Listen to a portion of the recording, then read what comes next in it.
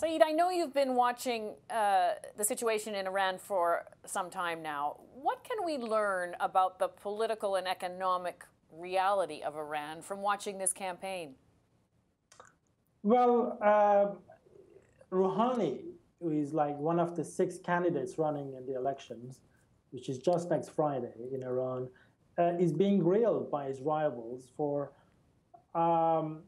his performance under the nuclear deal. If you remember, 2 years ago, Iran and the West, the world's 6 major powers, agreed on a landmark nuclear deal whose fate now is in doubt because of the presidency of Donald Trump.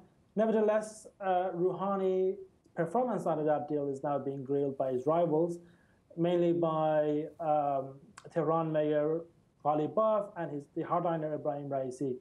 So it's mainly, the election is being turned into a referendum on how Rouhani has done, mainly in economic terms, in the past 4 years, really, and mainly in the past 2 years after the nuclear agreement.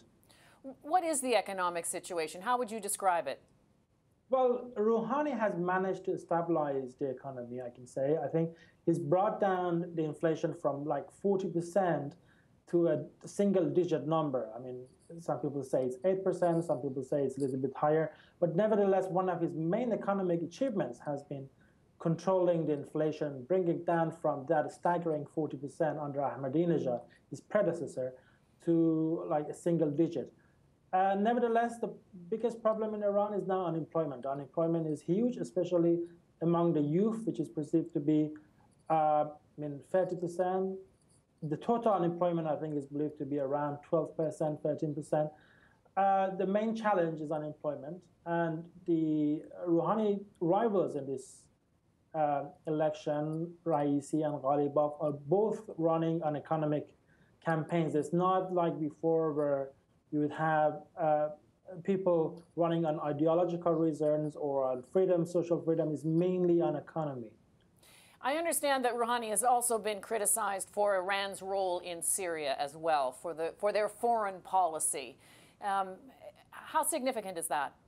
I mean, I have to say the foreign policy is not a big part of the Iranian elections, mainly because some of the main contentious issues, as you mentioned, Syria, for example, is not actually run by the government. It's mainly controlled by the supreme leader, who is not, who's not elected. He's like a parallel organization in Iran. In Iran, when you talk about Iran, you have the state and you have the government, and those are 2 separate things.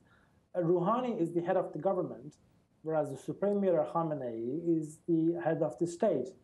And the contentious foreign policy issues such as Syria, such as, Yemen, Iraq, mainly the regional issues are controlled and dominated by the supreme leader and his agenda.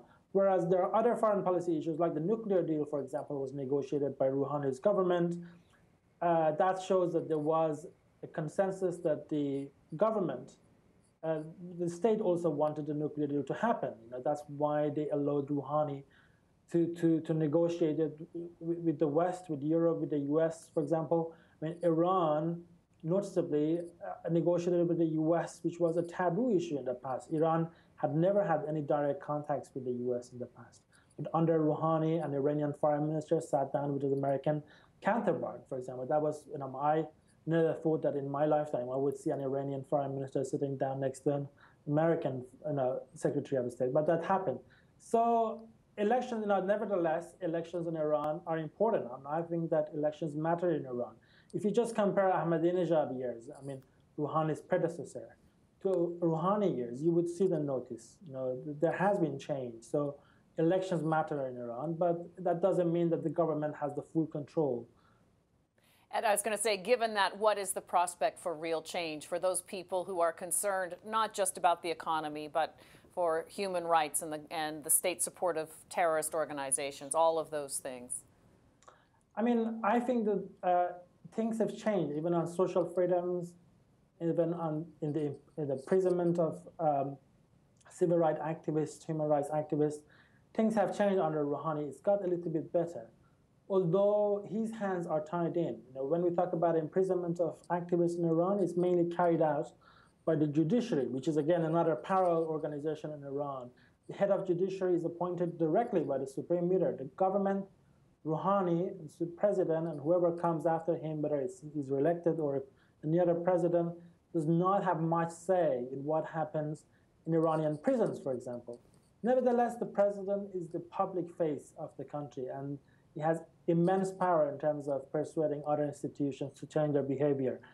Rouhani has struggled a bit. For example, the opposition leaders, Mir Hossein Mousavi and Mehdi Karoubi, have been under house arrest since 2011. Iran still has a dismal human rights record. The executions are high. A lot of journalists are languishing in jail. But what you have to notice is that some of the people who were imprisoned in Iran, who spent a lot of time in Iran in jail, are supporting Rouhani. So that means that he's enjoying the support of the pro-reform faction in Iran.